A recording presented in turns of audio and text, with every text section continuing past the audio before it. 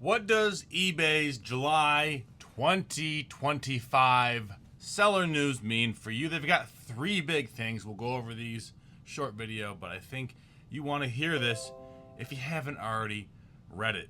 So the three categories: tools you can trust, optimize your business, and grow your business. Tools you can trust talks about new tracking. I'll read this off to you. It's very short.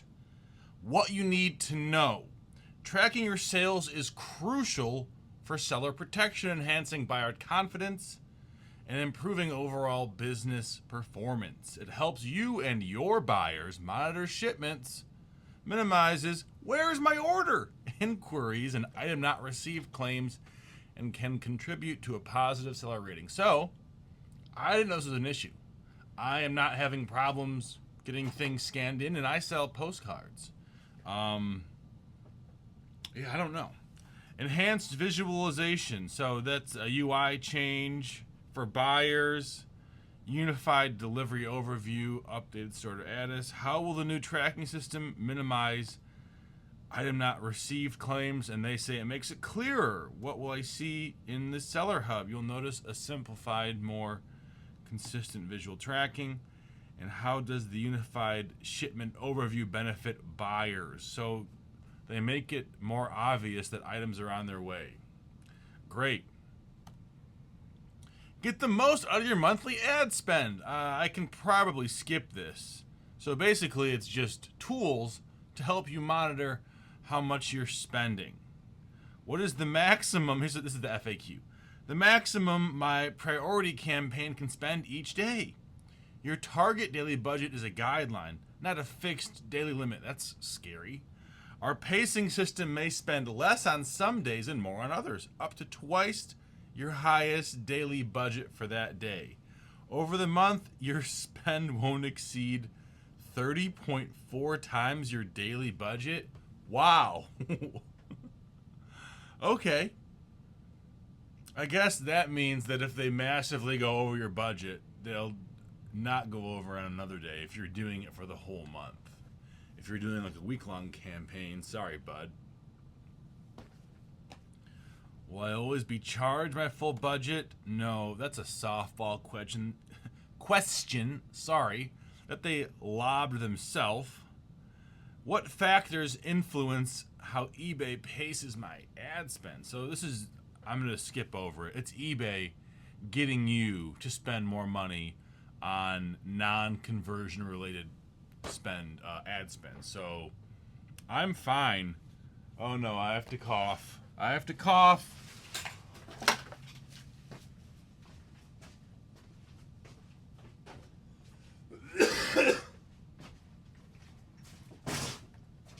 fine spending 15% of a sale when it sells. That's fine. What I'm not fine doing is paying. I mean, it wouldn't even make sense for my business. Could you imagine if I paid $1 a day to market each postcard? I would be broke. They would repossess my cars, my house. I would lose everything. So that's a dumb one. Number 3, new conditions for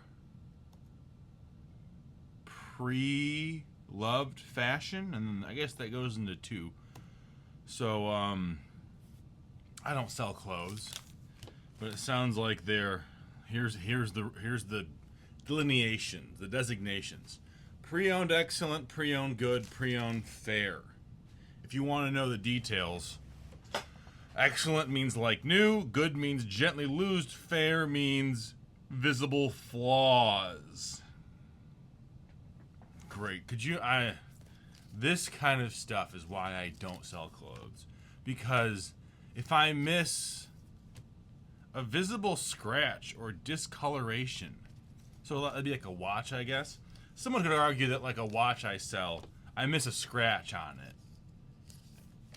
it. As opposed to light scratches, which is good condition, they're heavy scratches in their opinion, which is fair, and then you're on the hook for a return. I don't like that. Maybe it's good for a buyer. It instills buyer confidence. Not to mention you got to go back and change all of your listings now.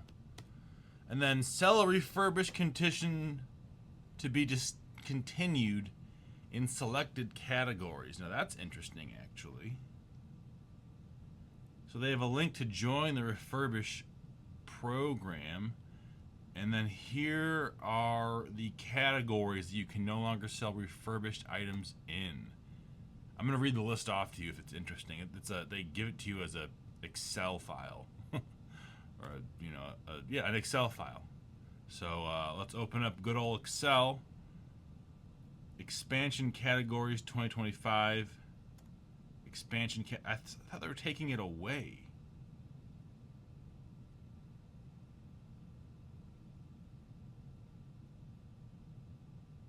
What? This doesn't make any sense. Why do they call it the expansion if they're taking away categories? A negative expansion? That's so stupid. Well, there's way too many to list. Let me see if I can get this full list of... No, this is extremely unhelpful. eBay, why are you like this? Why would you... When I'm downloading the list of